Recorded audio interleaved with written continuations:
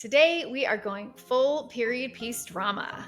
Picture it, the late 1800s, a time of opulence, tradition, and transformation in the United States.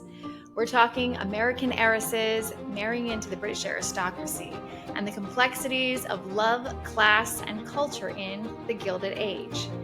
And if you enjoy the streaming series, The Gilded Age, then this episode is definitely for you.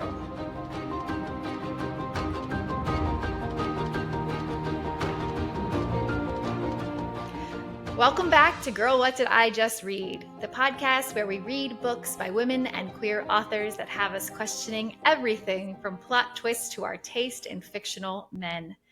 With us today is the lovely Shaggy. And I'm Hi. Katie. For this month's episode, we're time traveling backwards, unlike being in the future last month. We're going back to the 19th century New York and England by reading The Buccaneers. No, not the Tampa Bay football team. We are reading the classic work by author Edith Wharton that follows a group of ambitious and spirited new money American girls navigating high society, romance, and their place in the world while towing the line of what is expected of them. What we first thought was going to be a frilly, one dimensional, overly dramatic romance novel actually turned out to spark an interest in us about the history of this time and some major feminist themes. Oh, that was a really long introduction because the topics of this particular book are heavy, and they're so heavy that I require three beverages to be able to get through this podcast. Yeah. Okay, that's not a Stanley, by the way. All right. So You're not that bougie. no, I'm not. So now let's start talking about the author. So, Edith Wharton, who was born in upper class New York society, old money elite class, she is a writer in the truest sense of the word. One of the first rules of writing, which is taught in any MFA course, is to write what you know, and then after that, expand your work. And Edith certainly wrote and analyzed and mocked the world she lived in and that she knew best. Now, I've already told that she was from an upper class New York society, born in 1862. So now we are talking about the latter half of the 19th century. As was required of her per the times, she married young to a suitably old moneyed man, but soon the marriage turned sour. Actually, if we dig a little bit more into Edith Wharton's life and why she gained so much success as a writer, which for her era was really unusual for a woman. The fact that she was so successful as a writer is actually credited to the fact that she was in an unhappy marriage, and that forced her to devote her energies elsewhere. She was actually even advised by her doctor to take up writing of fiction more seriously in order to relieve tension and stress. Now, tell me, what could be a better arrangement to to produce good work? Making, what do you say, monetizing your bad situation. I think that's what she did, and that was a really smart thing about her. Of course, she had the privilege to be able to have the time um to actually write instead of having to like handle household matters. Again, she came from a privileged class. She was from the upper class. Once she started writing, she just ran with it. And she's written really enduring works of fiction.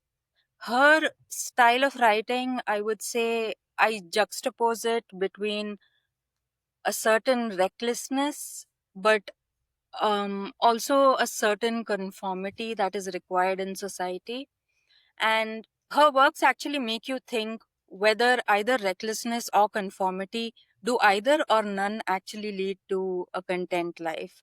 And I find her works really impactful because they are very bleak, but they come with an optimistic veil, especially her earlier works. They are kind of, I would say, on the lighter side. And I think that's what happens with authors. as they advance in age, they kind of start writing more realistic stuff. And this book is really realistic. So, anyway, Edith Wharton again won the Pulitzer Prize for her novel Age of Innocence. That is a really, really, really high achievement in the literary world. So, yeah. Yeah, very impressive. I obviously we'll get into it a little more, but this book really inspired us to do a lot of digging into the history of not only the Gilded Age, these buccaneers, these American dollar princesses as they were known, but also into Edith Wharton's life. And I think that's why we've spent hours and hours and hours this past month researching, especially the last, couple weeks. And I mean, the hours of YouTube videos we're sending back and forth. It's just really fascinating. So just before we go over the outline, so the Gilded Age in America spans roughly from the 1870s to the early 1900s. It was a time of great wealth and rapid growth, but as well stark inequality.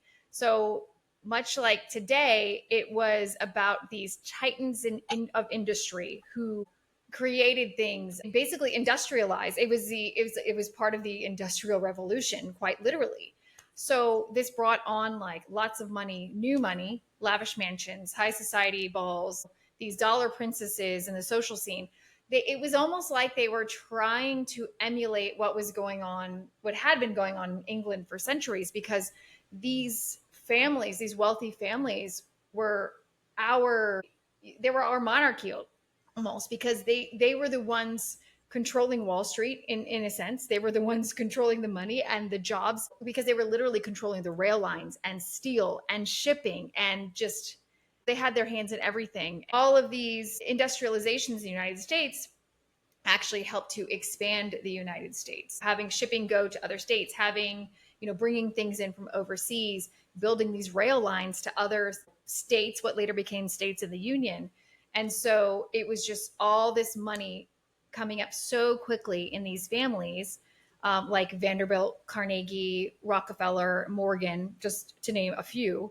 So yeah, those were the industrial titans who really, shaped this nation through those aforementioned things, and forever changed our economy and identity. Later on, I'll get into a little more of them as well.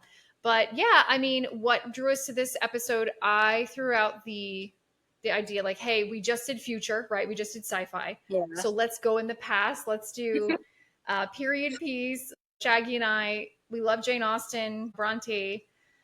I hadn't read any of Edith Wharton. Had you had though? Actually, I think we were looking forward to like a more lighter historical fiction, considering that Binti had a lot of like deep topics. And again, Binti had required a lot of research as well. So, but then I don't know what happened. Suddenly there was a switch, and yeah, you suggested Edith Wharton. I have read one book of hers. It's called Ethan Frome. Nobody, please just don't read it. It's a tragedy. It's horrible.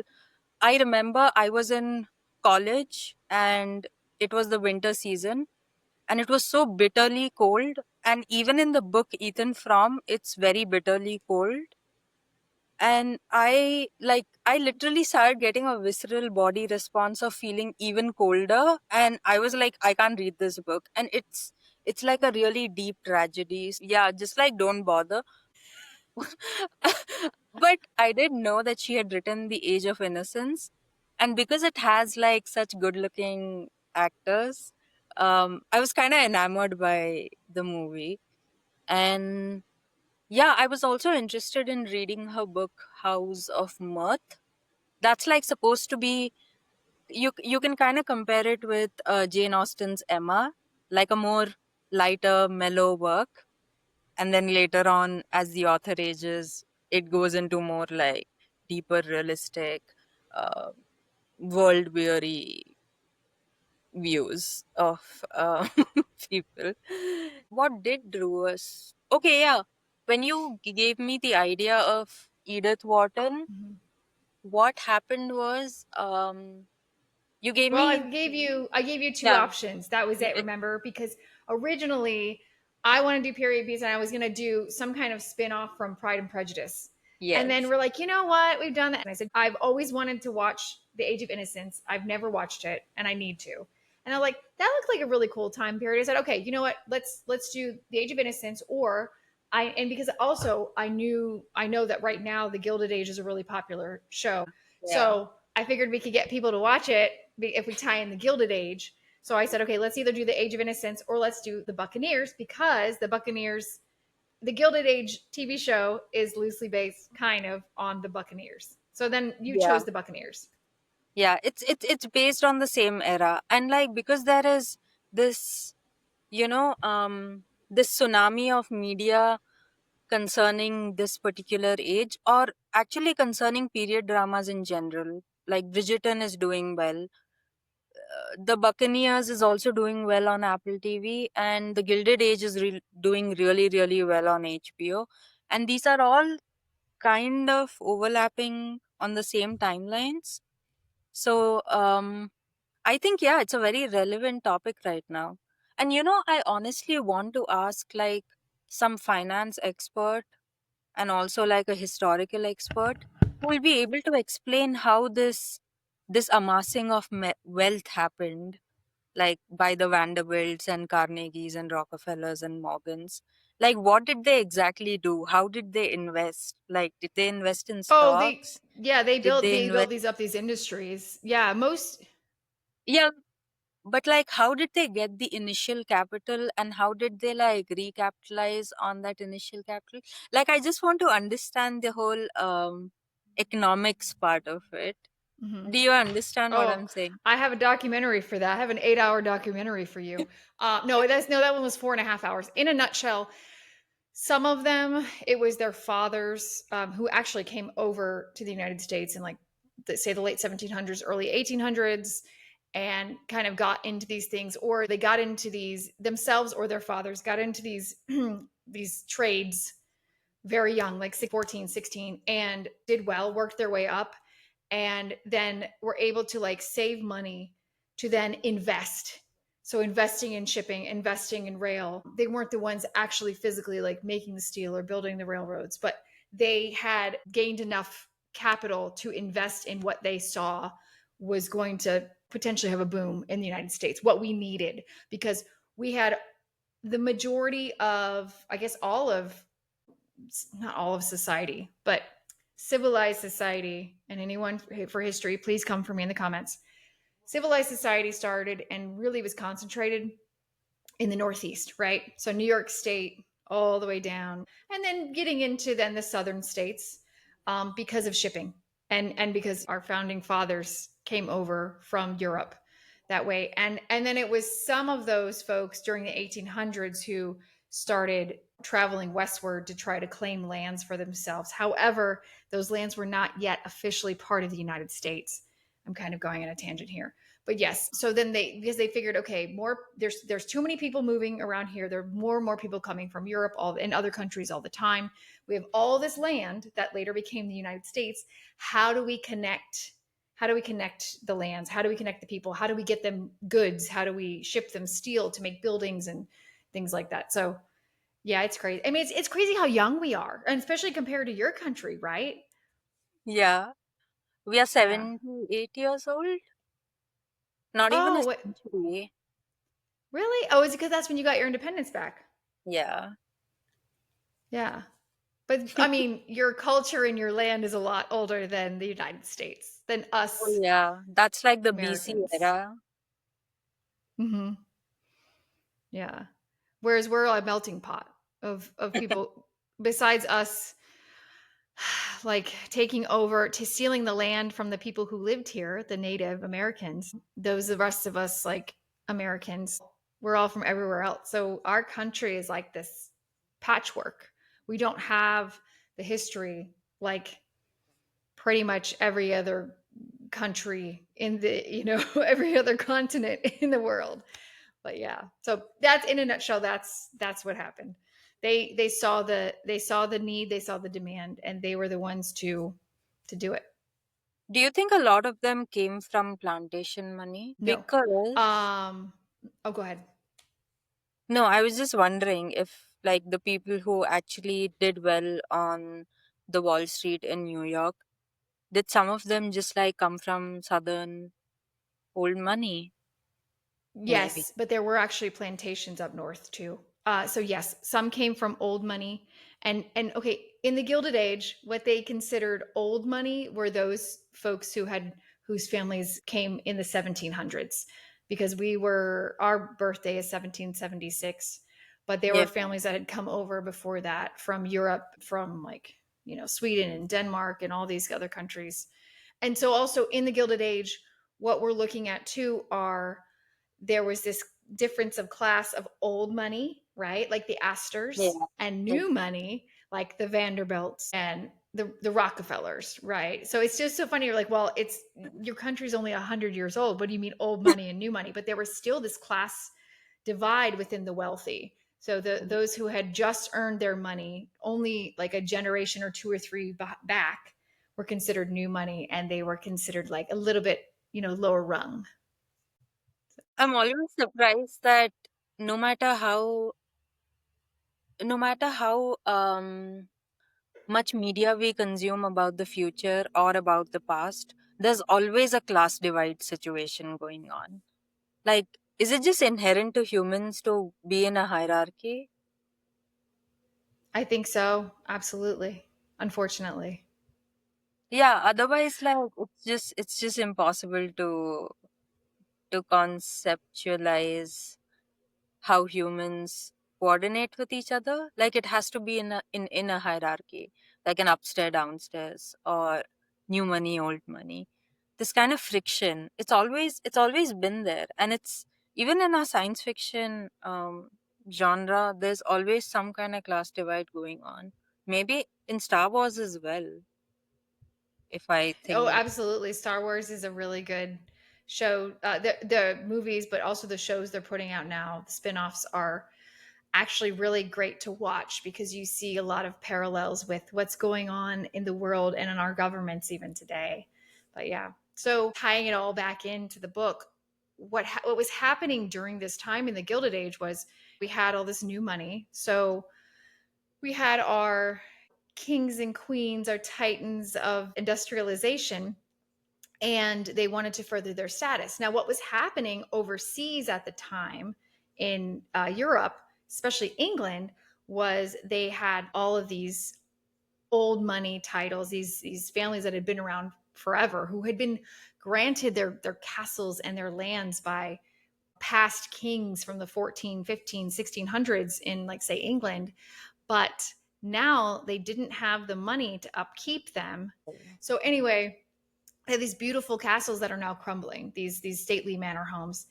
And I guess, I mean, from what I gathered from lots of watching and reading, is these wealthy families would go on holiday overseas. And it started with some of these young women from these families went over just for fun, and they were rubbing elbows with the who's who in England, and some of them with titles, and they started liking each other. So all of a sudden, a couple of them got offers of marriage from these dukes. These I'm trying to remember, I don't know all the titles and what they mean over there. Sorry, guys. But then they realize, oh wait, because these girls have money, they come with a Yeah. dowry. And if you marry my daughter, because these American families are like, we got all this new money, but we'll be let into higher society if oh, we're the in-laws of a duke, of a marquess, something like that. So then the English, even though they were first very much sticking up their noses at these American princesses, these dollar princesses as they were called, they realize, oh wait, they come with money, like millions of dollars, what would be Yeah. millions of dollars nowadays, as their dowry to fix up these castles. I mean, a great example is, I will say, I don't watch the Gilded Age. It looks awesome. I plan on getting into it, but I'm a huge fan of Downton Abbey. I've seen every single episode at least twice. I've seen all the films except for the new one. So the mother in Downton Abbey, Cora, is a dollar She is princess. a dollar princess. Exactly. And because they had to keep up Downton. And in one of the seasons, there are episodes about this. And like her mother and brother come over from the US. If you really think about it, I think all of these dukes, viscounts, lords, marquises, Mhm. I think all of their estate, their castles, their whatever monuments, they are crumbling because if you look about it, there's some theory called the cycle of wealth, which is apparently a phenomena which has been observed where the first generation accumulates wealth through hard work and determination and their sweat and blood and tears. The second generation is tasked with maintaining the wealth that was created by the first generation, and the third generation ends up squandering the wealth. So if you really see most of these dukes and these titled men, they refer to their grandfathers, their great grandfathers, but actually money came from somewhere in that first generation, and now by the grandson's generation the wealth is starting to disappear, and now these coffers have to be filled by the dollar princesses of the US who belong to the new money families. Yes. Well, the same thing happened too. Really quick to interject with these families like the Astors and the Vanderbilts, their money has been squandered as well. It was the same thing. Their first generation was lived almost like paupers, even though they had all this money because they wanted the money to Accumulate. prolong the family. Yeah, exactly. And then there were some greedy ancestors later on down the line that decided, oh, I'm going to spend it, live large. Like, I don't know, by now are the Kennedys still rich? The Kennedys are rich on their own uh, because of their own works. They're politicians. They either went into Okay. politics or, married actors, or, they married into money, or they, continued into politics. We have a Kennedy in the White House right now, for better or for worse. Not the best Kennedy, but anyway. The story of the Buccaneers, Edith came up with the name to call these girls the Buccaneers. Again, not the Tampa Bay football team, go Bucks. That's my hometown team. But it's because those first young women that went over and got husbands, like I said, either were seeking them or, just on holiday, they ended up being called the Buccaneers, like pirates, because Buccaneers a pirate coming in. And these young women in the story, the Buccaneers, are these were Edith's friends who were the original Buccaneers. So I mean, they're not them verbatim, but she took a lot from their lives and their situations and their marriages and put it on the page. And also what I want to bring up too, which we kind of touched on, was when we picked this book, we did not realize it was unfinished. So Wharton passed away in 1937, Yeah. 1938, but she had the outline. It was interesting because what was it? Your book kept going, right? So I have the full, this is the complete version of The Buccaneers. I knew this was the last work by Edith Wharton, but I did not know it was unfinished. So actually, after page 291, we get chapter 30. And actually, Edith Wharton's manuscript ran only till chapter 1 to chapter 29.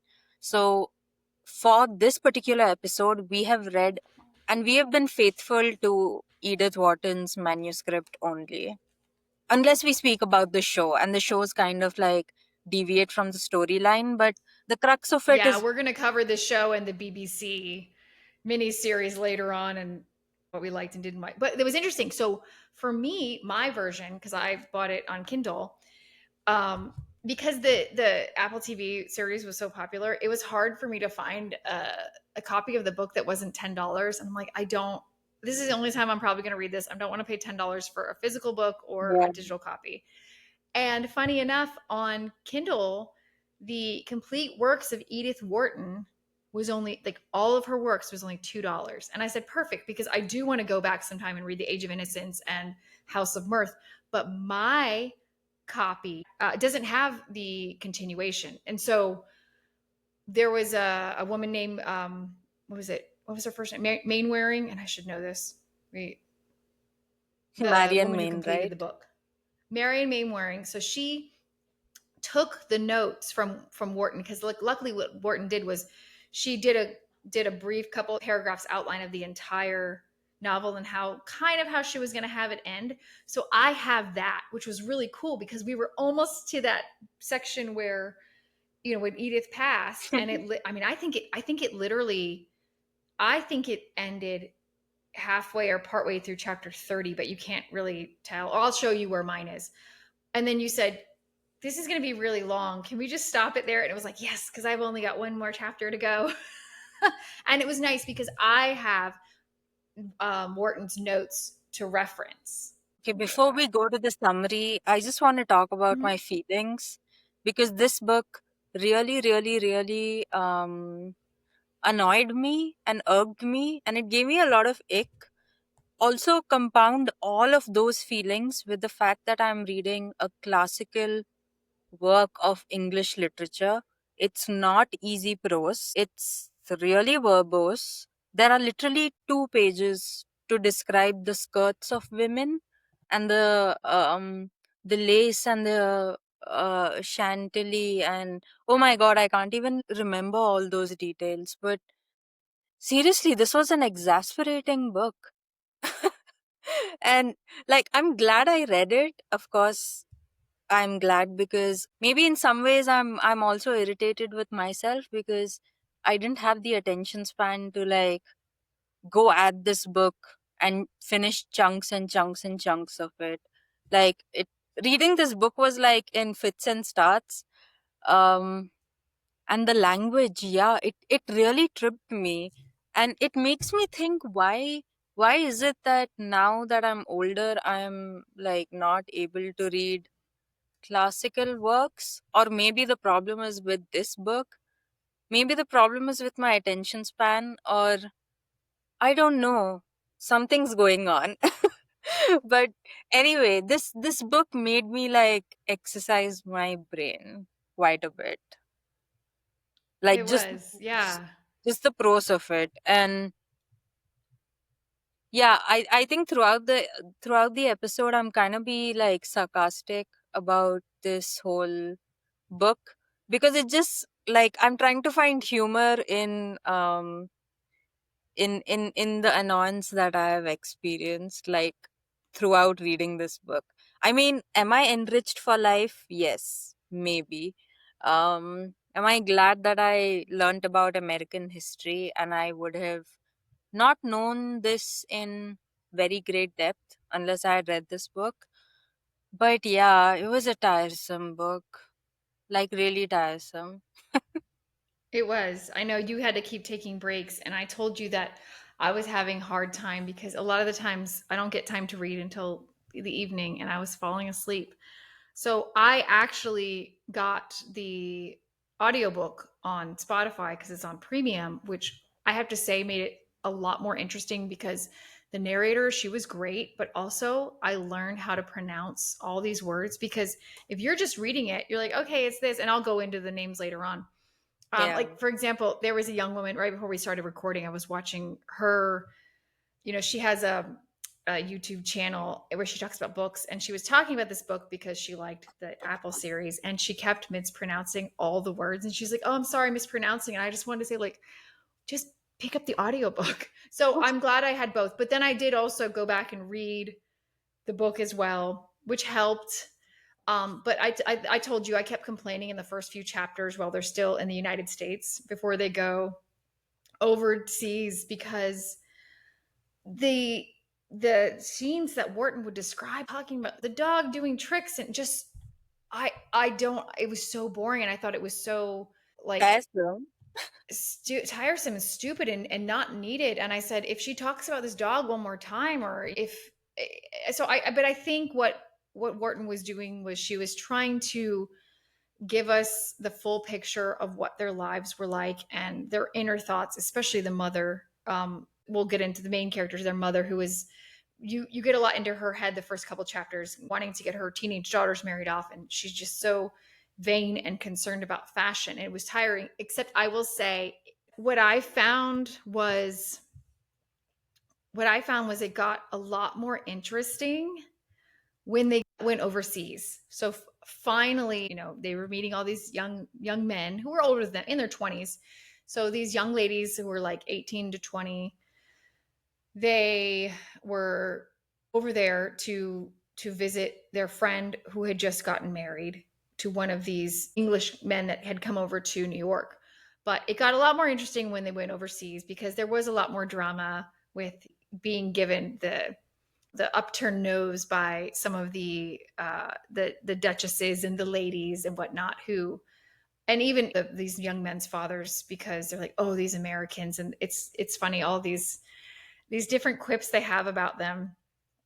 But then on the other hand, I was saying to you, if they introduce one more character in this book, I'm going to scream because it's so hard to keep everybody in check. And I still haven't found online. I need a decent like character chart. But then in that, because through marriage and through these young men, when their fathers pass on, they get different titles. Everyone's names are changing. So Wharton just assumes we know who that Conchita Clausen is now.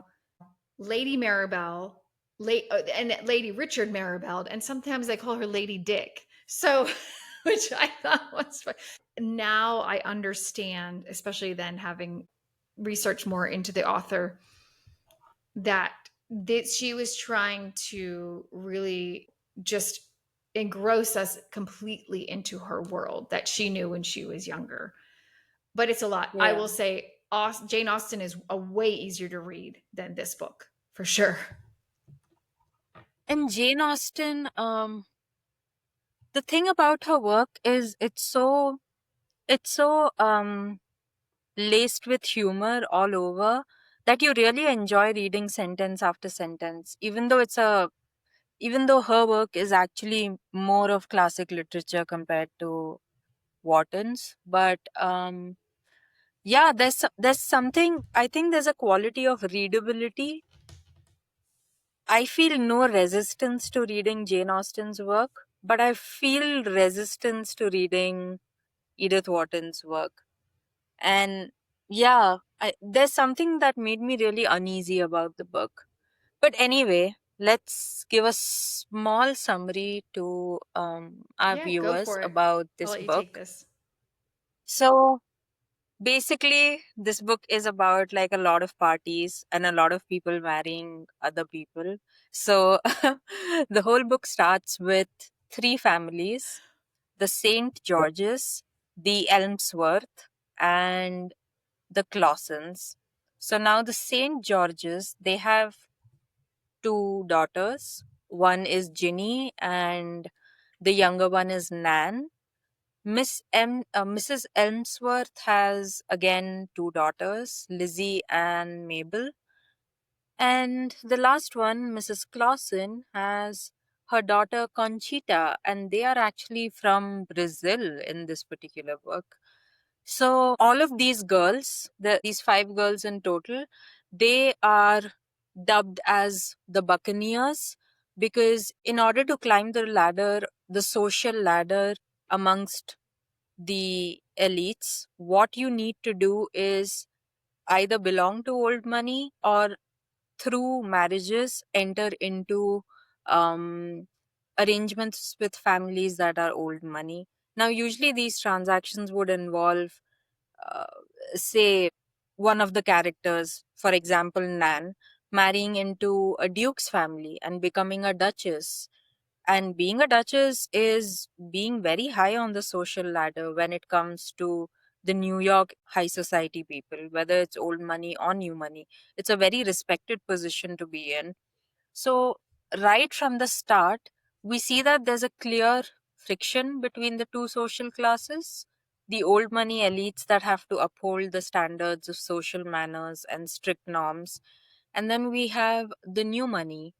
Now, all of our protagonists, all of these five Buccaneer girls, they are new money family girls and they are being trained to enter into prosperous marriages, mostly favoring titled men who are based out of England. And yeah, these families are trying to enter their daughters into prosperous marriages so that they can climb the social ladder and be accepted and respected by high society elites. So there's actually a governess which is hired by Mrs. St. George, and this governor observes that the five Buccaneers are a little too loud and a little too contrarian in New York's old money elite. So she kind of plants the idea into their heads that somehow England may be more fertile ground for their ambitions. And their ambitions is to, again, be able to dictate social norms the way old money people have been able to dictate. So, right from the beginning, now we start off with marriages. And now, at this stage in the book, it's just marriage after marriage after marriage after marriage. So, to go over it very quickly, Conchita, the Brazilian new money girl, she captures Lord Richard, who is, we'll call him Lord Dick. She captures his particular attention. Yeah, she captures his attention, whirlwind courtship, whirlwind romance, immediately marriage. Then Ginny, who is Mrs. St. George's daughter, she gets courted by Lord Seaton, who is Lord Dick's older brother. The Elmsworth daughters, they also marry people who are like recently new money, not anyone with titles. But surprisingly, you might think the more beautiful girls in this book would be the protagonists. But actually, the quiet girl next door, which is Nan, her name is Annabelle. She is the younger daughter of Mrs. St. George. She ends up being the actual heroine of this entire book, and she's the one who receives a marriage proposal of the highest rank. That is a marriage proposal by the Duke of Tintagel. And this Duke is a slightly weird off guy. Like, even in the shows that I watched, both the shows, there's something really off and eccentric about him. It's almost like he is detached in a very, Mm. like, I don't want to I have diagnose him. my. I have to say, I know. I was just gonna say the same thing. I know where you're going with this. Yes, Yeah, I don't but want I to don't want to get diagnose. doc. I Yeah, don't want to get in trouble. yeah, I don't want to diagnose him. I don't want to like put him on any spectrum. So I'm just not going over there. But at least, I mean, what we can clearly see is that Nan and the Duke's marriage is not entirely happy because he's just, yeah, let's just say he's off and he's weird and he's not entirely a pleasant person to be around, but his unpleasantness comes through like just being kind of cold and again detached, which Nan kind of doesn't expect from a husband. I think we should also consider the fact that Nan is pretty young. She's youngest amongst all the five Buccaneers, I think. And considering she's so young and she marries at like such a young age, I think she has these romantic ideas of what love is supposed to mean. Like, she wants to feel this connection and this burning deep intimacy, which clearly the Duke is not able to show because something's off with him. So anyway, now comes the hero. His name is Guy Thwart. So this guy, Nan and he meet at some random party. Let's just say this book has a lot of parties, a lot of marriages, a lot of social events, a lot of people just moving around.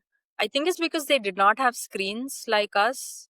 Yeah, like I can't handle being social. Like, these people are social uh, almost hour by hour in the day, and it's really yeah, I'm like, I don't know how they're so social. But anyway, we're talking about the hero. So the hero Guy Thwart enters the picture. He and Nan meet.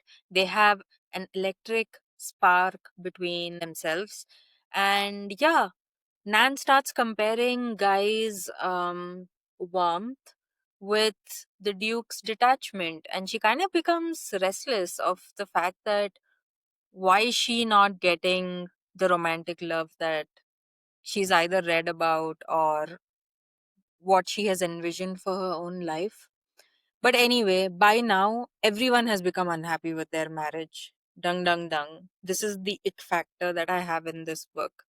Like, again, with Jane Austen's works, or like with any kind of literary work that I like in general, I I like it when it ends at the wedding, and then we can leave it up to our imagination. Because if we start going into the intricacies of marriage and how it's work, I think the book loses its charm for me. That's why this book was kind of tiresome for me to get through, because I was like, ew, why are they into this? These kind of relationships, why are they so unfulfilled? Why does marriage have such a bad PR? I was just wondering about that. And yeah, this book was kind of really irritating me. But anyway, everyone's unhappy with their marriage. So Nan becomes especially unhappy. Somewhere in the middle, she gets pregnant. Somewhere in the middle, she has a miscarriage. We feel really bad for her. It's like a really horrible thing to happen to anyone. There's also a cholera outbreak somewhere in the middle. There are just things keep happening randomly in the plot of this book. But ultimately, since Nan is the heroine and Guy is the hero, the main tension and conflict of this book is Nan wanting to get out of her unhappy marriage and kind of get together with Guy Thwart. But because the book ends at chapter 29, we are kind of left on a cliffhanger, because by the end of the book, Guy is supposed to go to Paris, and he and Nan meet, and he tells Nan whether she would consider going to Paris to meet him. And yeah, that's where the book ends. That is where the book ends with respect to this book that I read. So yeah, by the end, she herself is wondering. She's in this like psychological dilemma, of whether I fulfill my duty or whether I listen to my heart. Yeah, in that way, if you look at it, it's kind of a romantic book, but there's a lot of drudgery in this book as well. Beneath the veneer of, like I said, parties and clothes and money, and castles and mansions, these people are leading really hollow lives. And yeah, I kind of feel bad for everyone. But anyway, this is the main summary of the book. You sound so enthused. I love it. I will say, okay, I'm just going to go over some of my notes and my feelings because you did a great job. That was kind of the feeling at times. I have to say, once I switched from reading the book to going to the audiobook, it was more interesting. I had times where I laughed out loud because I told you there were some shady like lines, especially by the women, especially by the English women, like dissing the Yeah. American girls, and that was funny. Um, and we'll give our thoughts and ratings at the end. But so by the way, I know it's another pronunciation. So it's Tintagel. It's Oh, Tintagel Castle. Tintagel. So Ushant slash Julian slash the Duke of Tintagel. I know the names. What got me was, well, I'll go into that, and then I'll go into some of the pronunciations that were weird. Actually, in But the show, uh, in the 1995 show, his name is the Duke of Trevenick. So I got they changed confused. it. Yeah. Yeah, I got Hmm. I got kind of confused that what are these like interchanging names. So that's Right. why in the beginning I gave that disclaimer that there'll be random names, but you'll figure out. The plot is just You'll like figure it out. I told. Well, what I realized in my after doing my research is that these places, these titles, not the people, not the characters, except for one kind of, and I'll tell you about that. They're all real. So Tintagel's real. It's over. It is there. There's a Tintagel, the original ruins, the castle. It's over in the southwest of England, off the coast. And then they have the manor, the Tintagel Castle, which is like the manor, the newer one that was built in like 17 or 1800s. It looks awesome, but yeah. So that was a lot of the places and the titles. Those people are real, and again, these characters were based on real people, which we'll get into in a sec. But what I thought was interesting is getting through this is I don't know if Conchita was actually Brazilian. So the character Conchita, her mother, they were some kind of South African, and some people were And South American. They were they had South coffee American. plantations. So could they be They from could have been Japan? from Well, They but there's coffee down in South America. There's Colombia is a huge There's producer. coffee That's in Central Cuba. America. I think so. Coffee in Cuba. Yeah.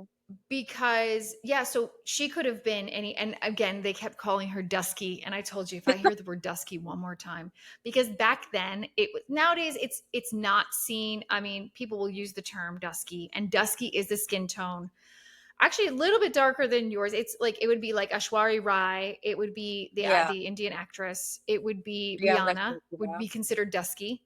Yeah, Rihanna. So usually like lighter, medium light, I guess, skin in like India, or mixed African American or mixed island, because Rihanna's from, I think, Barbados. What I thought was interesting is, yeah, back then Dusky was kind of considered a slur, but of Yeah. course the author is using it because this is how they talked.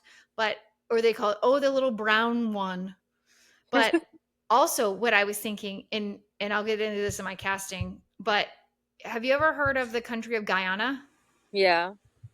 So Guyana would be also perfect because the Guyanese are this mixture of African, South American, and Indian. So Indians. Yeah. they have a lot of Indian culture, and I thought, wouldn't it be so cool if she were from there? So what's so funny is we don't even know if she's Brazilian.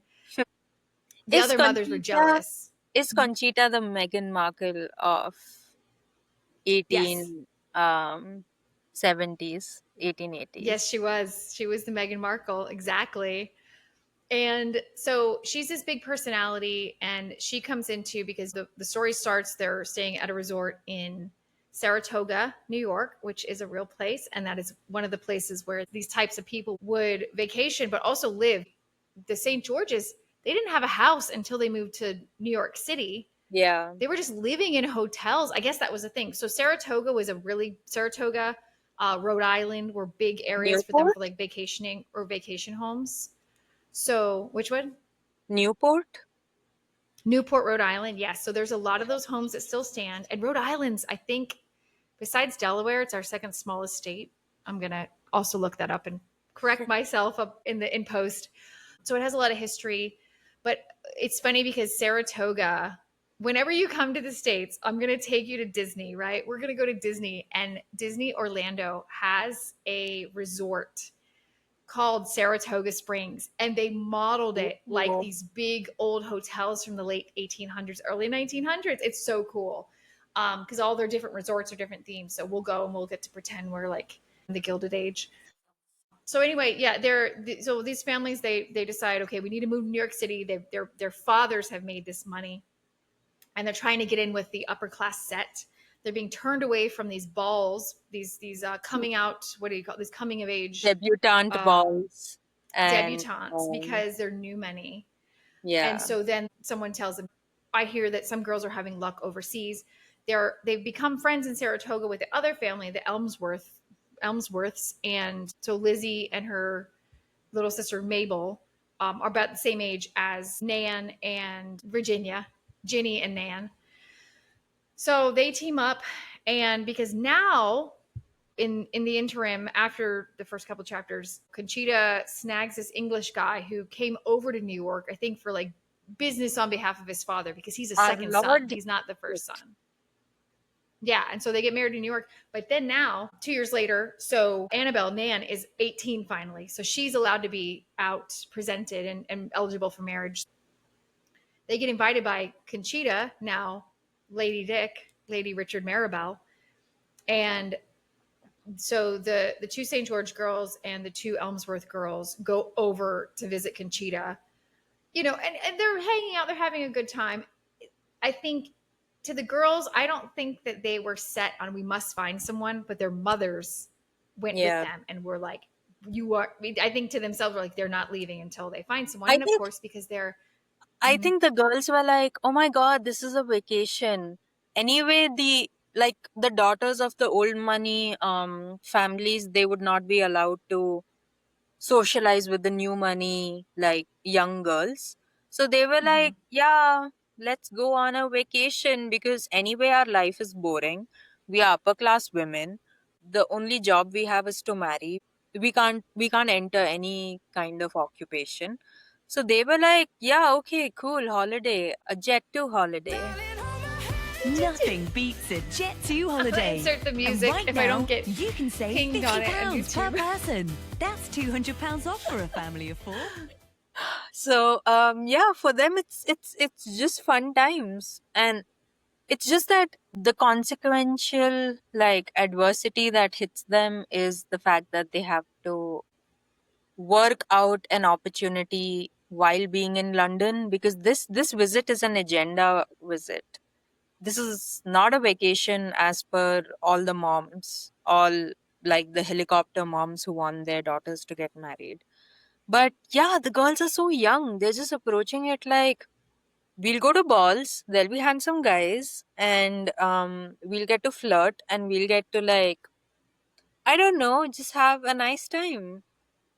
Yeah, exactly. I think Virginia knew what was up. Virginia was very the elder sister, St. Yeah. George sister was very with it. I think she was, but they weren't desperate, you know what I mean? But it was interestingly Yeah. enough, they found most of their guys because when they were out at these manor houses, that when they were staying with the Maribels with Conchita and who's now married, they were having these pillow fights and these crazy times. And so Conchita's husband has these friends who are unmarried men with titles and or their second sons. They're coming to visit, and these Englishmen are just entranced by these young women. So they don't even meet them at the ballrooms. They meet them by socializing. And so then the Duke of Tintagel, Ushant, was his Tin like I Hat. guess his like nickname. His issue is that he has the highest title of all of them, right? So he doesn't want the responsibility and his title. He's an only son. His mom had 9 kids total to try to give his father boys. And I know that that woman, she's another story. She's got to stick up her butt. But if I had 9 kids, because they didn't have painkillers and they didn't have epidurals, I would absolutely have a stick up my butt as well and say, all right, you kids are making something of yourselves, because I had to push every single one of you out. Now, a couple, I think they didn't say how many, but there were 3 of his sisters left that But hadn't been honestly wed or speaking, buried. Hmm? no, honestly speaking, I think they had enough opium to be able to mimic something close to an epidural. Yeah, there was That's like true. We should have there was looked a into lot that. of opium. Yeah, because actually there was a lot of opium trade from India, and I'm sure all the good quality opium went to these it went to England, and it reached the hands of these like people who had money, people who were elite. So I think everyone was just high on opium back then. Bec- That's actually very true. because if you actually think about it, in the 1995 show The Buccaneers, the governess, she actually tells all the Buccaneer girls that the higher the title of a man in England, the duller he is. So I think the higher the title a person had, the more access to money they had. And I think they had like access to high quality opium. And because they were doped all the time, they were actually really dull people because they used to not speak much. They would not get into conflicts. And yeah, opium is like, I guess it's like a chill. I guess it's a chill substance. I don't know. I'm Okay, I trying to have look no it up idea real why I'm quick because I, talking so I much I don't about want to it. get like blasted. I mean, again, we don't know what we're talking about. We're guessing, but that's a very good guess. Oh yeah, you're right. Upper class English women in the 1800s routinely used opium-based medicines for pain relief during Mm. childbirth. Yep. Seen as highly medicalized. That's oh Humans yeah, because yeah, have always it's opiates. required some substances throughout Yes, history. exactly. Whether natural or unnatural or man-made. So yeah, so True. we're dealing with Ushant, who is I'm going to call him Ushant or Duke of Tintagel. His mom wants him to marry one of the wealthy English young ladies that have money. She didn't Yeah. even consider the American girls until they came over, so she's not happy about it, but she's like, "Well, we need the money." She Mm. babies him so much. It's like only he exists, and forget the other daughters, however many are left that weren't wed or buried. Um, Do you but you're right. So, have you watched uh-huh. the Game of Thrones? Oh, I've seen all of it. Yeah. Mhm. So do you remember the Lord of Vale? Yep, the the Lord of the little Vale, boy, and Lord Aaron and of the his Vale. mom. I don't think the relationship between the Duke of Tintagel and his mom was as weird as that, but it kind of mirrored the weirdness of of that kind of enmeshed relationship between like mother and son. I don't know. I was kind of icked by the whole Ah, thing, and I was really icked I by think I the got it right. personality of the Duke. Yes. Oh yeah, Robert Aaron.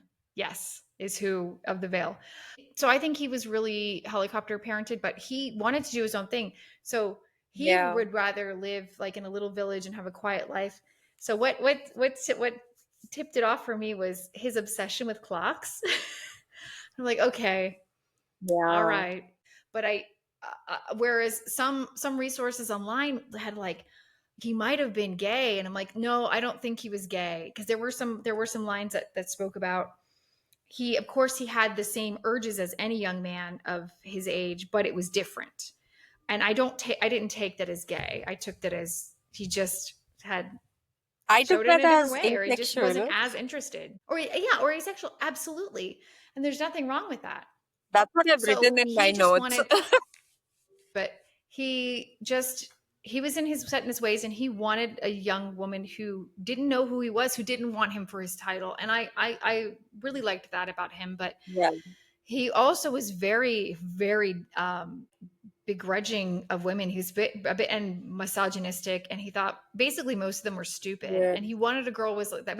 Basically, yeah. not his words, was stupid but not too stupid. That she was dumb enough to be quiet and he could mold. He wanted someone young and that he could mold, but could also hold conversation, but wasn't marrying him for his title. And it's like, geez, oh, peas, like just walk away from all of this. I think whatever spectrum he's on, um, I think he just created a list, like a very rigid list, which needed to be checkboxed, like with respect to the woman who I should marry and the woman who shall birth my heir. And then the first was young enough to mold. Second was Mm-hmm. kind of like someone who is a little timid and who is a little like young to actually be a contrarian.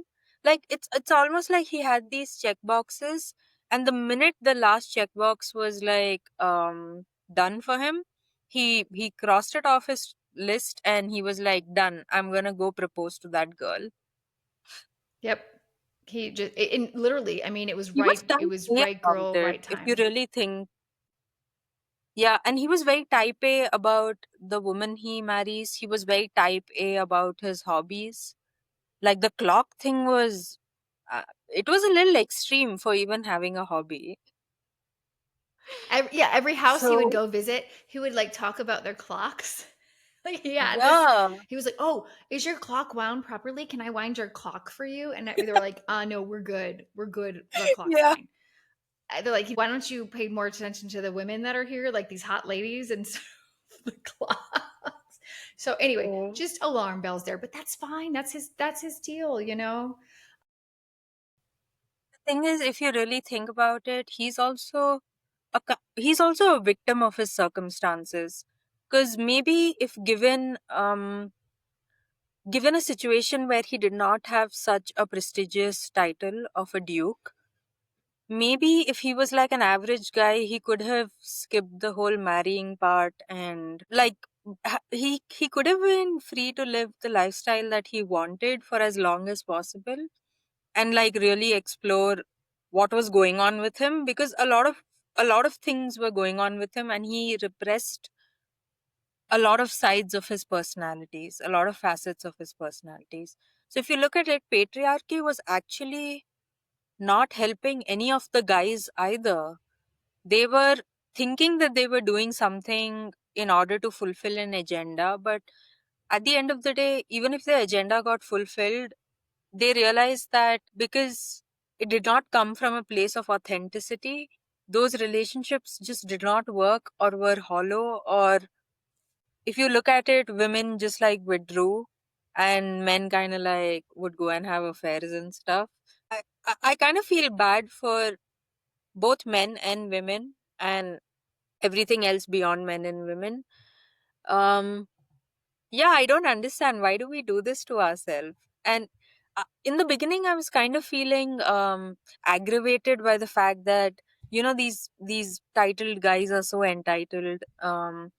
They are so privileged. They're just so off from reality. But it's not like any of this is actually helping them in their lives. Right. Yeah, so I feel bad for them as well. I don't get it. This book like has given rise to a lot of mixed emotions. Well, exactly. I mean, we felt badly for the young women, and we did judge them, I think, probably for their choices, but what other choice did they have? This is all they knew. This is what you were back then. Yeah. You were bred to be And used as a pawn. and if you really think about it, all of these titled men, they were gentlemen. They were not expected to work. So the only kind of occupation they could have at the maximum was probably like being politicians, but not everyone wanted to be a Mhm. politician. Not everyone had the money and backing to become a politician. So they were also kind of leading these aimless lives. And these aimless lives have to be justified as being productive, or as being, as per the social norms. Even their option was just to marry and, like, I don't know, produce heirs. So if you see, both Exactly. sides were like, both sides did not have powers. Whether you whether a woman was oppressed, being in the upper class, or whether a man was, given the veil of freedom but actually oppressed also at the end of the day. So I get it why these people are so messy. Sorry, bleep that. Yes. No, you're good. You're good. The Americans and the English. I mean, it was both ways because women in England back then of noble birth were used the same way. And I mean, again, marriage was transactional for them. And they were literally Yeah. trapped in gilded cages. The American girls that were in these nouveau riche families, and then obviously these young women who were born into these noble families. Now, the other thing is I will say the only advantage to being one of these women born into these families, let's say on either side of the pond, was that when your husband died, or if you got divorced, which is probably is not as great because then you're a social pariah, but when they were divorced, they had control of everything. That's why a lot of these women in real life did not marry again because, and both Yeah. sides, because they had their husband's money, they had the dowager title, and they could do whatever they wanted Yeah. to do. They didn't have to go in society and rub Also, elbows anymore. yeah. Also, they Mhm. had allowances from their own families as well. This was how the entire financial arrangement of a lot of these women were. And I think back then, as per this is what I saw in the Gilded Age, back then divorces were allowed only on the ground of adultery. So, and typically adultery would be something that a man was expected to do. Like, it was expected of a man It to, was like, pretty indulge in. commonplace. Yeah, and in Right. cases of adultery, the courts would side with the women, with the wife, because she's like a good Christian lady. She is, fulfilling her duties of being a wife. And he, like, broke his marriage vows. So yeah, in that way, they were able to hang on to a lot of wealth from their husband's side as well. And yeah, fine. They were divorcees, they were social pariahs. But so what? If you have a house in Rhode Island, you can spend 6 months over there, and you can spend 6 months, 3 months in New York, and 3 months in London. Like, your life is pretty chill if you really think about it. And even Edith Wharton Exactly. got I to do mean, this. I was just gonna say Edith Wharton Yeah, got to do it as well. So I mean, that's where exactly. I'll say like if you can stick it out a certain amount of time and stay alive, not die in childbirth, your life taken by your husband, because some of them are crazy. If you read some of these stories, like Edith Yeah. Wharton's ex husband, Yeah. I mean, crazy as in like they just had mental issues or too much drug and drinking and access to firearms or whatever. But yeah, so then that was the other thing is like if you could stick it out, but it was the with this we get to a point in the actual story there all the young women who got married off, except I don't think we don't know what happened to Mabel. I don't think we but anyway, they're all unhappy. They're all unhappy. They're still young. They're still in their 20s and they're very unhappy in their marriages because their husbands have taken their money and squandered it, most of them, right? Or in Nan's case, she's married to a guy that she has to have appointments with to see, to talk to. She has to ask him for money for things. So just not great. But again, especially after learning about Edith Wharton, and she lived this in a way. She didn't end up marrying one of the young men like this, but her friends did. We get to see that she was just immersing us in her life because this is how it was. When you say, "Oh, poor little rich girls," but you do feel badly for them because they had no say over their lives until their husbands died, typically. Yeah. So, basically, in the story, we'll get into our review at the end, but like we've said, it got us out of our normal boxes what we read. So, and it's a classic, just because we didn't like the characters and it was kind of frilly. Yeah. But I think your summation of it was really, really good. I think it was perfect. And I don't want to put anyone off from reading it, but I will say I would listen to it. It was more entertaining to listen to. Whomever reads it is the version that's on Spotify. She does a great job. I do think that if anyone who's watching this has seen the TV show and or the BBC special that we'll talk about later, I think I would read it or listen to it because it's going to be different. Anyway, the fact that we said that the author did not finish it before she passed. So I'm in my, like I said, in my copy, I have the section where it's her outline. So I'm just going to read what she saw happening. Where we left the story off is Nan was in love with Guy, which technically is her brother-in-law, right? Because her sister married Guy's older brother. Seaton, right? Lord Seaton? No, Lord Dick's older brother was Lord Seaton. Guy Thwart was actually You're right. Guy Thwart was friends with the Duke. See, I should have known. There's too many people. Yes, you're right. Virginia is sister-in-law with Conchita. Yeah. Virginia married the first son. Conchita married the second son. Guy is a friend. He's got some money. He's a businessman. He came back from actual Brazil with money. He had been married over there, and apparently his wife died and also like left him money. So convenient. And then he comes back. Exactly. Nan's a little older, maybe a little wiser. He sees that she's not happy, and so they start their thing. Yeah. And then she wants to follow him to South Africa. Now, in the meantime, and this is also in the end of the actual story, right? Their governess, Miss Tess Valley, who is actually, she's a big part of this story. She's the orchestrator of the entire story. Like, she's the one who pushes the plot. Exactly. She helped them get there. She basically helped them have the life maybe that she didn't have. Yeah. Because her family, Miss Tess Valley, real quick, her family had some nobility and title in the past. Plus, they were also part Italian, which that's the other thing is they're kind of racist against Italians in this. I don't know if you knew this. And again, people can come for me. I had a conversation with my friends about this. Up until recently, maybe more recent years, Italians weren't considered white. So you weren't considered like Caucasian. They considered Italians less than because they keep calling Miss Tess Valley, oh, that little brown thing. And she's like, not. She's got brown eyes, maybe brown hair. Most of their lineage is English, but because they have a little bit of Italian, they're seen again as other. And some of her family has money, but she comes from a line of a lot of kids. So she ended up being a governess. And so I think in a way, she's kind of living vicariously through the girls, especially through Nan. She really, in the 2 years that she had Nan as her pupil, as she was the governess, she really formed a bond with her. And it's Guy's father that falls in love with Miss Tess Valley, right? Yeah. Yeah.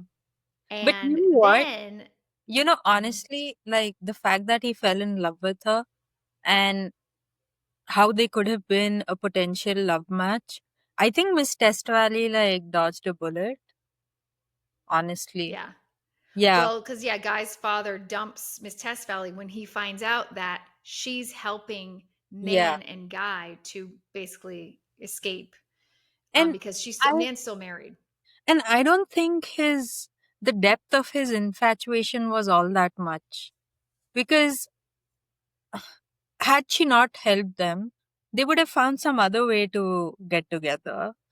It Hmm. just so happens that Miss Test Valley was free enough to help them. She was not bound by any like societal norms because she's an independent working woman who leads a what do you say, yeah, an independent lifestyle. So the fact Hmm. it was easier for her to push them towards this self realization that maybe they should look at love when it comes to like finding contentment in life. But yeah, she honestly dodged a bullet by not getting together with Guy's dad. Because he seems like a weird, Yeah. shady character. And honestly, I don't even think she feels that bad about it. Exactly. I think for her, it's like, well, having some money, and then she wouldn't have to work anymore as a now barely in her 40s. Oh, sorry, my light went out. Darn it. Barely in her 40s.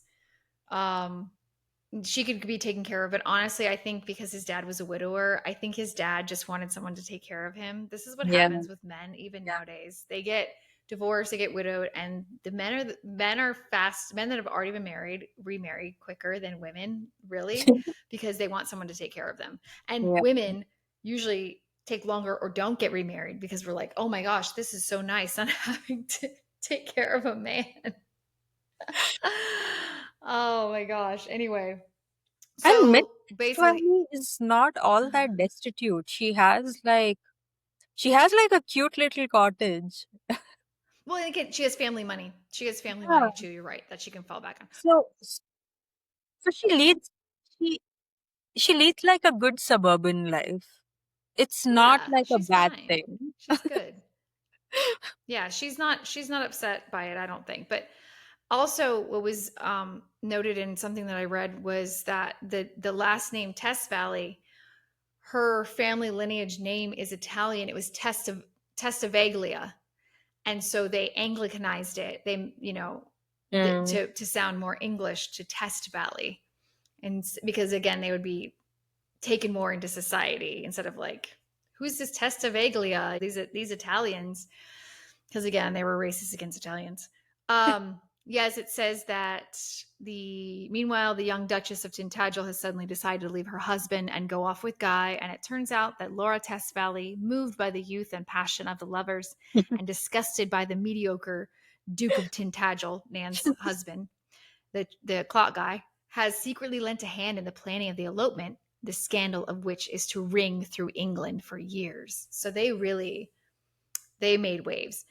And then Sir Helmsley thwarts Guy's father, finds out he's so furious at his only son's being involved in such an adventure that, suspecting Miss Tess Valley's complicity, he breaks with her and the great old adventuress, old as in like 40, seeing love, deep and abiding love, triumph for the first time in her career, helps Nan to join her lover, who has been ordered to South Africa, and then goes back alone to old age and poverty. Miss Tess Valley goes back to old age and poverty. So, meaning like getting to live out the rest of her life without taking care of a man. And I don't think it's poverty. Again, she had family money. Yeah, I don't But think. this is Wharton's notes. So, and then it says the rest of it, because you're like, what happened to the other girls? That's the other thing that takes me off. Was we start off and we think that we're going to get in a peek into all of the lives and future and Yeah. history of all five girls, and it just ends up being Nan. And it says in the end of Wharton's notes, her outline, The Elmsworth and Clausen adventures will be interwoven with Nan's, and the setting will be aristocratic London in the season and life in the great English country houses as they were 60 years ago. Now, 60 years from when this was written, which was like 1937. Mhm. So we can make up our own ending if we like. And that is that. All right. So let's get into what we've all been waiting for, the lighter stuff, the fun stuff. We are going to rag on the 1995 BBC miniseries version of this and the, what is it, 2002 Apple TV? That's when it started? 2022. 2022. I never know what year it is. I don't know. Is it 2025?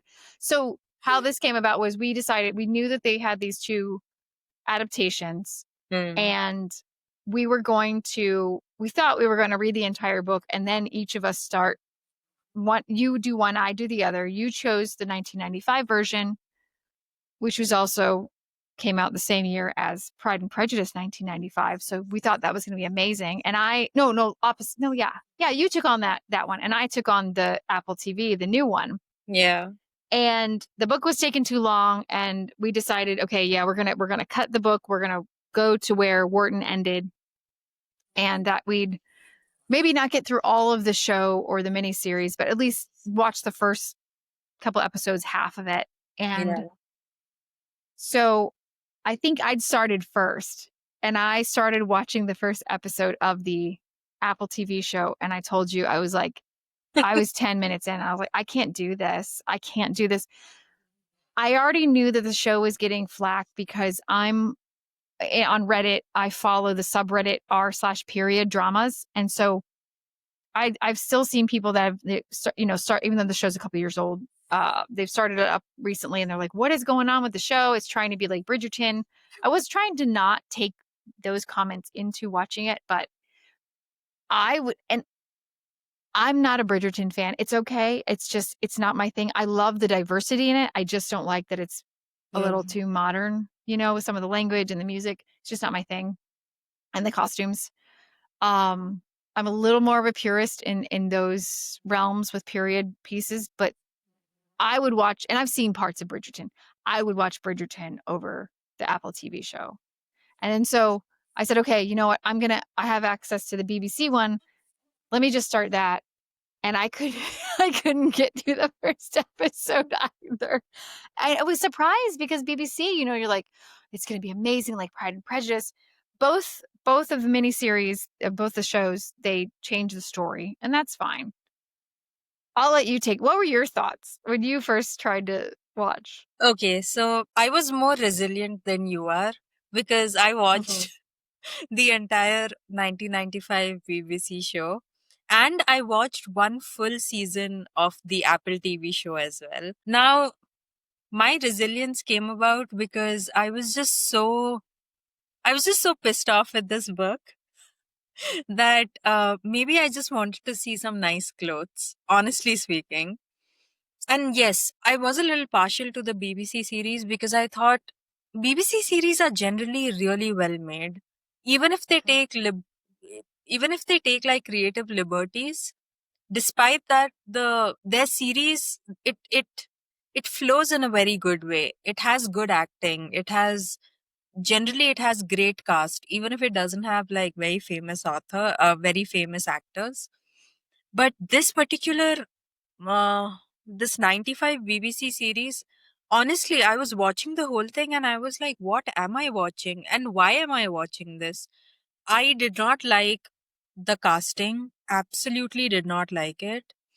And okay, I agree with you on that. And it's funny because the reason why I was excited to watch it was because the cast. We got Mira Sorvino, Carla Gugino, a couple other actresses that have been American actresses that have been in things. But you're exactly right. It was completely miscast. Especially the casting of Nan. It was Carla, what's her Gugino. last name? Gugino. Yeah. So Carla Gugino, I don't know what it is. Firstly, she did not look young enough to me, honestly speaking. She actually seemed very like mature. And even when she was like trying to act like a kid, because we are assuming she was 15, 16, 17. She couldn't have been she definitely wasn't 18 because she was considered like a kid who needed a governess. I don't know. Again, this was like just bad casting because I was looking at Nan and I was like, you look you look matured enough to not make stupid decisions. And and the thing is, till she accepted the Duke's proposal, until then, I was getting the idea of Nan that she's actually like very sorted in her head. And then when she accepted his proposal, I was like, I did not see it as like a kiddish move. I actually thought that, I don't know, I was confused. She was trying to act youthful, and I was not getting youthful vibes. I was getting like maybe deluded vibes. It's like the plot and the character and the actor were all going in different directions. And with the other casting as well, I did not like Guy Thwart, Nan's romantic interest. I did not like Guy Thwart's casting because there's this another BBC series, Sense and Sensibility, and in that he's the villain. He's Willoughby. He's the one who breaks Marion's heart. So it's the same actor, and because he's a villain, I could not picture him as the nice guy in the BBC series. I could not picture him as like Guy. I was like, when is your villainy going to come out? So it was a bunch of miscasting, and the plot, they kind of made it really creepy because the way they describe, I'll just reveal, spoiler alert, that the 95 series, they made the Duke of Tintagel, they made him homosexual.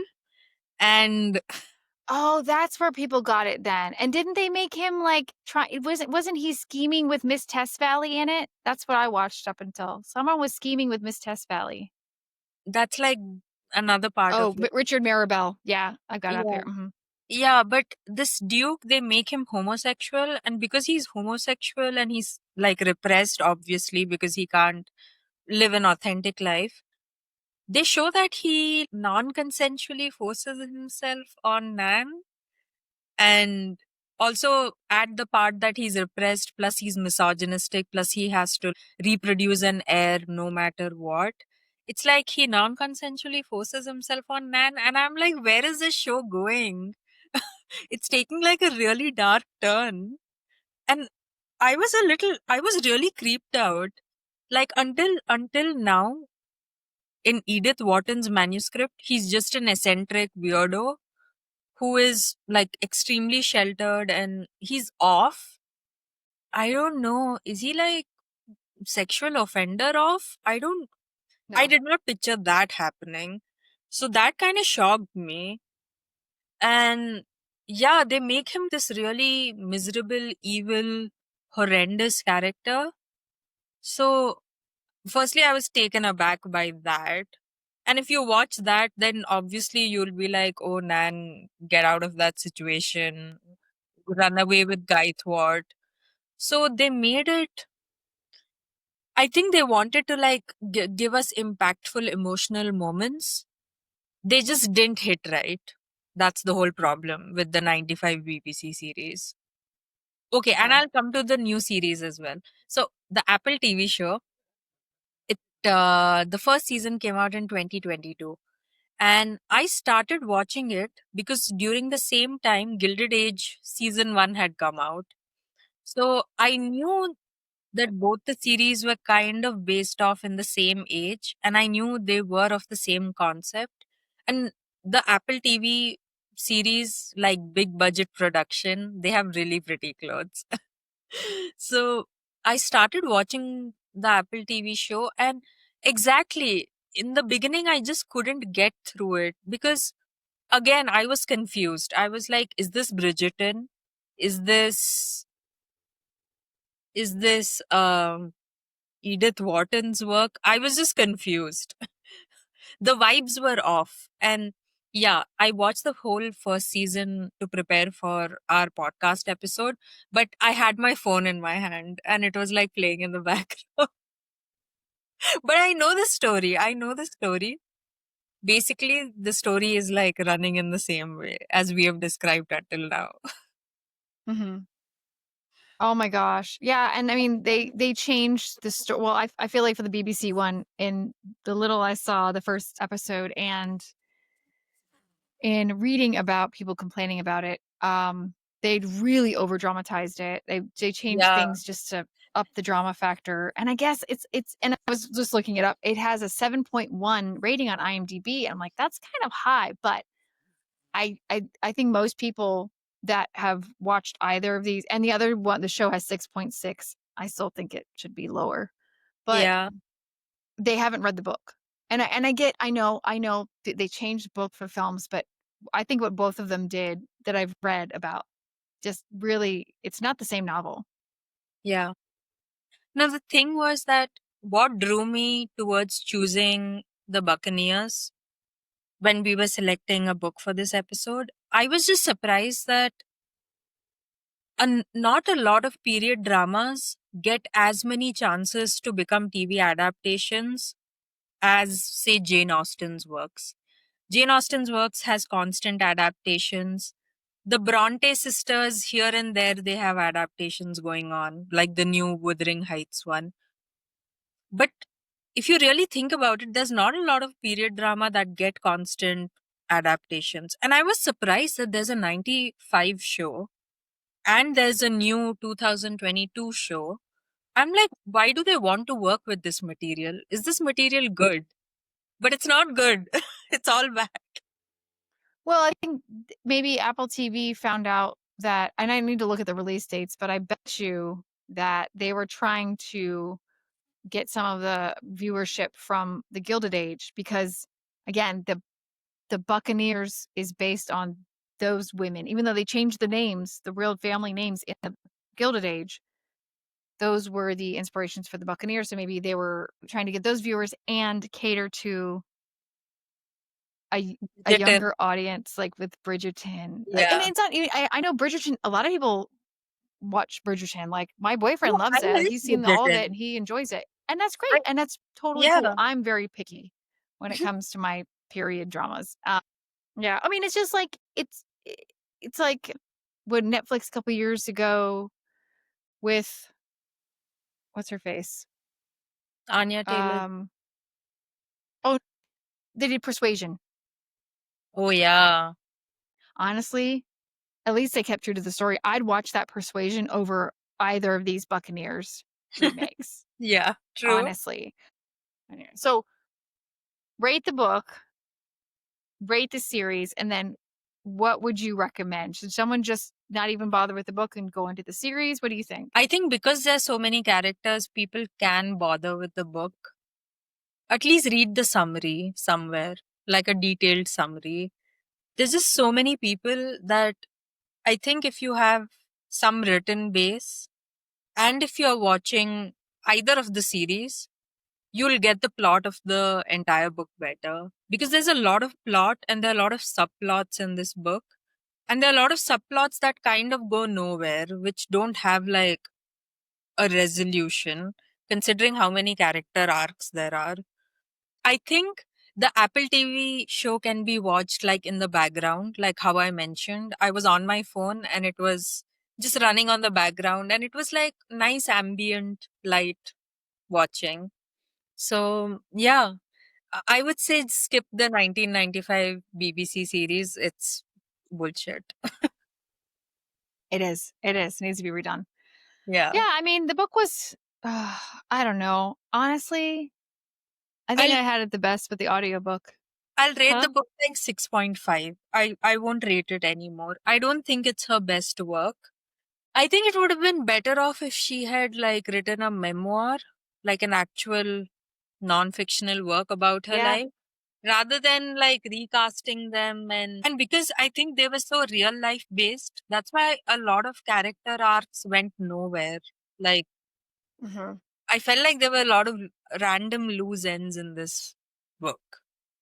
So Actually, and come to think of it, she should have written a memoir because I was trying to think, especially when I was casting this and going through the characters this morning, who was Nan? I was trying to think of which of her friends were Nan. And honestly, I think Nan was her in some ways, but I think Nan, as she was older and her marriage was dissolving, and they just, you know, they were on separate pages because it was very similar to Edith's life and how her husband, her husband ended up being really drunk and not so much abusive, but dangerous. And she had, I don't want to say an affair, but she was planning on having an affair, a physical affair with this one guy. They had a lettered back and forth affair. Anyway, it was like she was writing Nan like she did get to be with the man that she wanted to be with after being in this crappy marriage, because what happened with Edith, and again, I'm going to remember to link the video that I watched, the hour documentary about her. There was this man that she fell in love with. He was 11 years younger. She was like 45 when they met, and they wrote letters back and forth. And that was a big thing for her. She was very much, think like a Ravenclaw. She was very much like, she was a Cerebral, thinker. maybe sexual. Words turned her on. Yeah. And so it was really sad because she finally like found someone that lit her inner fire, right? They didn't say like what they did, but they would meet up, and then the guy ended up treating her like a situationship and just literally ghosted her. It hurt her so much. And it's like, oh girl, I've been there. And so I do think that maybe she wrote Nan, and because, when she wrote this, it was years after this had happened, like 15, 20 years after this happened. I think I that think she that's wrote why. the I ending. think that's why Mhm. somewhere in my notes I've written that Edith Wharton is kind of like Taylor Swift. That whenever something bad happens in her life, she just like gets into the grind. Whether like Taylor Swift gets into the grind by songwriting, Edith Wharton would get into the grind by writing fiction. And whenever something bad happened in her life, she would just like vent it out in her books. Yeah, exactly. It should have been more of a memoir because her life was actually really interesting. And I'm so glad that I found this documentary at the 11th hour last night. And I said it to you, I said, you don't need to watch it. I'll watch it. I'd sent you enough stuff. Anyway, I enjoyed the audiobook. I mean, I've read it too. I've gone back through and I've read a lot of the book myself. And there were some chapters that I made mental notes of to go back over because they were like interesting dialogue, or again, those kind of funny, shady, backhanded compliment quips. So let's get into casting because I have very strong feelings about this. I do think that it could be very, very well done as, I think it needs to be a British made, but obviously with the budget of like Netflix, straight to Netflix or Prime, okay, like Gilded Age. Apple TV is not allowed to touch it. And if Netflix touches it, it cannot be Bridgerton. Yes, you can make it diverse. That's fine. I don't It care. can be Just an HBO show. stick with the dialogue, stick with the costumes.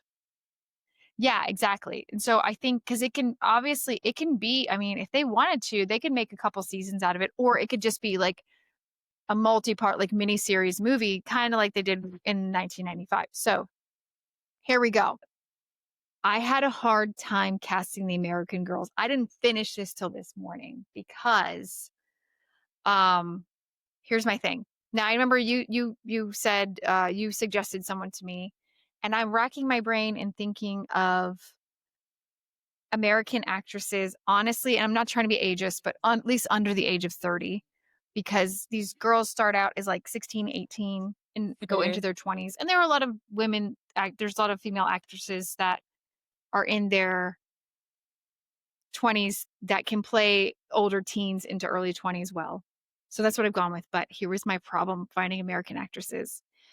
I'm all for, do whatever you want to make you feel good, your looks and everything like that. But I feel like a lot more American actresses have what we call Instagram face. It's kind of like what I know Anya Taylor-Joy is an American, but a lot of people complain that Anya Taylor-Joy can't be in period pieces anymore, or like Nicole Kidman can't be in period pieces anymore because they've had too much like fillers and plastic surgery that they don't, and the veneers. That's another big thing on the Reddit group I'm on about period dramas is we're always complaining about, you know, kind of miscast. You don't want Instagram face. And what I'm Yeah. noticing is because my boyfriend and I, we watch a lot of British TV and movies. it's so nice to see these young women and these women who are my age and even a little older aging gracefully. And because they don't get Botox and fillers, they can do period pieces. So I had some ideas in my head and I was like, nope, it looks too fake, or their teeth were done. So anyway, I think McKenna Grace would be a good choice for Nan, Annabelle. I I agree. first saw, do you know who she is? She's Yeah. in the new Ghostbusters movies. Because like Yeah. if you look her up on IMDb, she's like all glam and she's got like light blonde hair.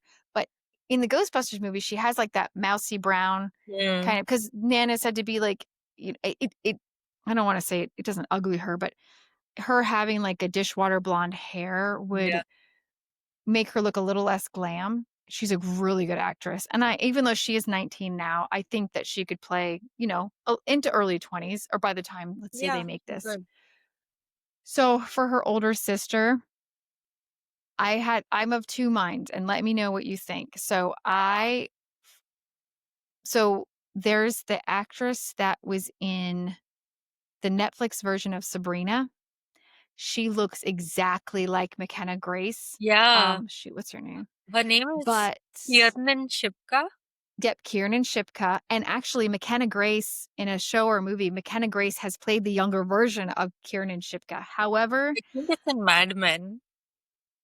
yes, I think yes. so. And Yeah. so, yeah, and Mad Men. But I really like, there's this actress, I just found her out. I guess she's on that show Yellow Jackets, which I do need to watch. But you know that, and I should look this up before I Oh, talk, Yellow but you know the Jackets movie is that just came horrifying. out? Yeah, I know. That's why I have to be in a certain mindset to Yeah, watch it. it's But I know really the cast horrifying. is so good. So she's in Yellow Jackets and she's blonde in Yellow Jackets. But you know that movie that just came out called Companion? And it's kind of a horror movie. Yeah. And she has like the black hair, and It is Sophie something. she is Sophie Sophie Thatcher. Thatcher. So I'm kind of leaning towards Sophie Thatcher as Virginia, because as a blonde, especially, Makes she's sense. just, Yeah, makes sense. gorgeous. And I'm sorry, I know I'm going with all those white people in this. We can recast it if we do like a diverse cast. But I'm going with, I was reading the book, I was reading the descriptions of them. And then for Conchita Clausen, you and I were kind of going back and forth about this, because again, she's not necessarily Brazilian, but somewhere South American. So South American, Cuban, whatever, dusky. So there's Melissa Barrera, and she's been in a lot lately. Remember that movie, Your Your Monster? monster? She was That so good. one. I Hmm.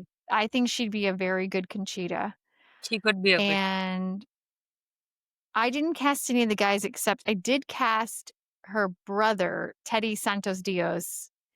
And because Yes. when I was looking at IMDb for guys, and I was looking at the cast of Sabrina for Kiernan Shipka, there's this one hot guy and he's got dark hair. His name is Gavin Leatherwood, and he plays like the main, I guess. So he's hot. We can put him in there and he can act. Now, Lizzie Elmsworth, I have Sydney Chandler, and most of these girls are actually American. I've been on a kick watching Alien Earth that just started on Hulu, Hulu, yeah. and I wanna watch it. it's like the prequel to Alien. It is so good. And her character, she's, no spoilers, she's playing a synth, but in this, they've transferred these kids that were dying, their brains, but it's just their consciousness, into these robots, right? So these kids can never grow up emotionally, but they put them into bodies. Their synth bodies are kind of like late teens and maybe early mid 20s looking. And so I think she could play younger than she is, and she's, very striking. I think if she had like longer hair, definitely play Lizzie. And then on the other hand, for the younger sister, I actually picked her before I picked Lizzie. So the last Alien movie that came out last year, Alien Romulus, she's the main character in Alien Romulus. And Oh, she was like yes. dark hair. Kaylee Yeah, I Spaney or remember her. Spaney.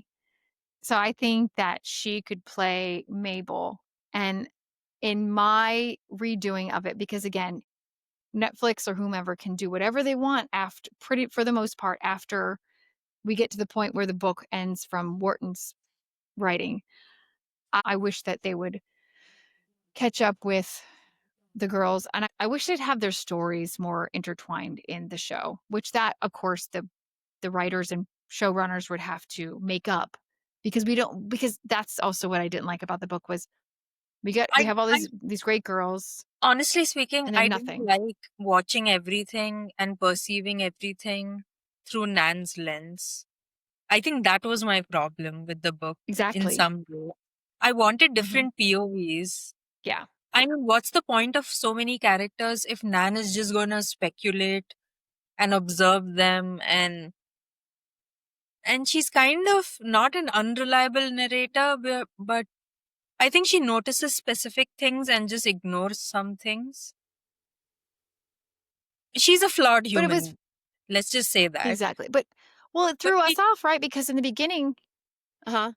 no, I just wanted to say we needed to see all the flawed human beings. Like, Mhm. I didn't want We to wanted just all know. their perspectives. And Nan is like really boring. I don't want to know things from her perspective. I know. I know. So, and because that's what threw me too, because in the beginning of the book, it seems like the first chapter or two, or whatever, basically before they go to England, is from the mom's perspective. Then all of Yeah. a sudden, everything's Nan. So Mm. I want, they have free reign. They have my blessing. They can make up what happens with the other girls and their husbands and their stories until we get to the point where Conchita wants to, in this book, Conchita eventually wants to leave her husband because he spent all her money. She doesn't have any money. Her parents won't give her allowance. And even though she's into her 20s and has kids, so she asks Nan for money, but I want to see more of them. And so then that Netflix can do whatever they want with it. It's totally fine, but there's a good casting. And with the guys, just I don't know, whatever, just some English guys cast them. Some we're English we're guy. done. We're Some dull done. This English is a guy. lot. This is a lot. But also, and then that too, as always, because I really think that X-Men can just tie into everything. And that Edith Wharton and X-Men might not seem like an obvious pairing, but hear me out. It has a surprising amount of commonalities with X-Men, specifically the characters as portrayed in the films from the late 90s through to 2000s. Obviously, both stories, they're outsiders. The young American women in the Edith Wharton novel, they're treated like intruders into the English society, just like the mutants and X-Men. They're Yeah. feared and excluded because they don't fit the norm. They're new, they're different.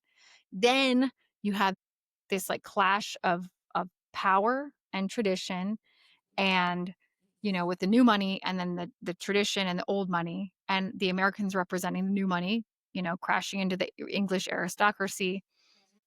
The humans see or perceive the mutants in the X-Men universe to be, crashing into their world because all of a sudden, what are these mutants? Who are they? Oh my gosh, they must be dangerous.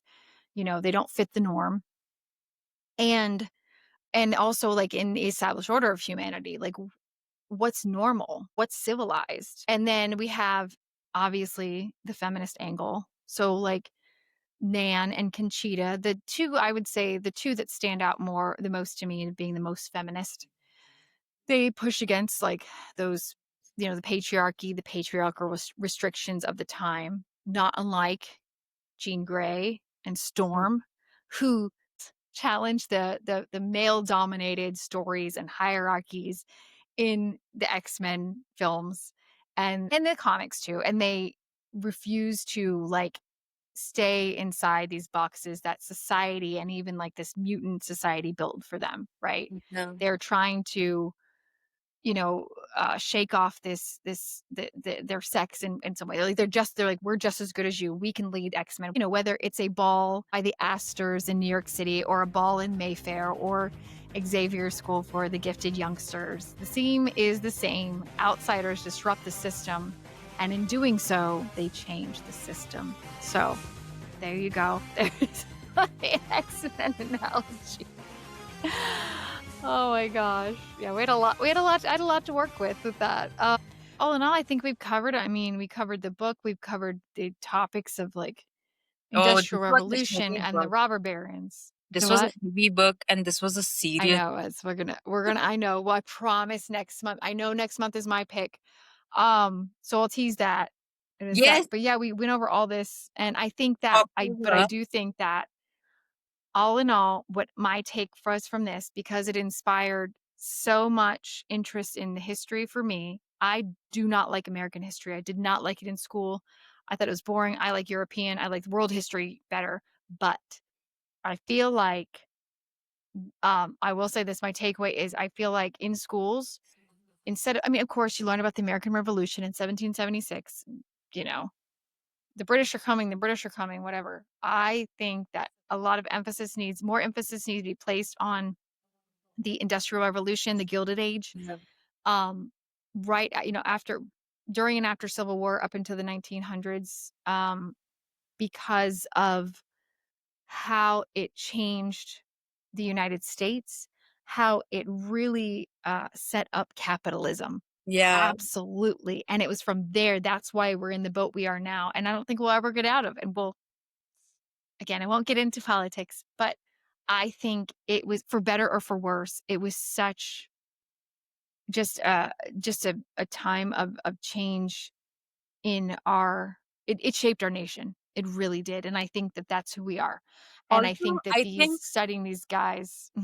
I think millennials should especially like find parallels in their lives and find parallels in the lives of people who were living during the Gilded Age, because we are going through the rough part of the digital transformation, and they were going Mhm. through the rough parts of the industrial expansion. So we like, we can really, if they say company likes misery likes company, and a lot of millennials can like, how do I say, share some heart space with this episode. Yes, absolutely. So I'm gonna put a ton of links when I in the description box after when I edit and post this. A lot of the stuff that I sent you, some articles as well. But there were just, again, so much, and it's so interesting. Even if you're not even just like watching, I kind of like listen while I work. And a lot of the stuff they pulled from like PBS. A lot of people ripped these documentaries, so they're real, and also they're YouTubers that have done their research. But I'm so glad we touched upon this, because I think that this is, I don't want to call it my favorite, but I think it's the most interesting period in American history that had the most effect on us, especially where we are today. So I say that. So yeah, getting into October, of course, spooky season and my birthday month. So we are going to do, I don't quite know what form of spooky. I'm leaning more towards paranormal. So sorry, no Twilight and stuff like that. I really want to go, I'm looking for atmospheric. I'm looking for spooky in that sense, paranormal. Maybe Also, not too because much gore. I no, we won't. I know, I read some of not that stuff. too We much won't have to do gore. that. Yeah, I promise. I But promise. I know, because you've seen what I love, read. I love atmospheric. I love paranormal. Yeah. Also, can we choose the book before this Sunday, because I Yeah. want to like read the book during vacation. Yeah, absolutely. I've got Because some I'm ideas, and going on actually, a I'm going on a road trip. What am I supposed to do for 5 hours in a car? yeah, exactly. I Yeah, I know. want Well, to I got to read. do it soon, because in case you can only get it like as a paperback or whatever, you got to be able Yeah, to find it. So yeah. let me work on that today, tomorrow, for sure, because I have an idea I'd like to. And again, I'm going to put this in the recording, but I'm trying to stick to. So we did like African American last month, futuristic. We did white people, white problem, a lot of white people problems. Period piece. I would love to find a Hispanic or an Asian supernatural, paranormal, atmospheric. And I think I've got some ideas, because I've been following some people on Instagram that do horror, but again, I promise it won't be gory or things like that, because I know I sent you some of my current reads because you're going to make a post, and a lot of some of my stuff it's pretty scary, but not all of it. So yeah, that'll be fun. But that's about it. Is there anything else you want to shout out or add? No, that's about it. This book has taken a lot out of me. It's given me a lot, but it's taken a lot out of me.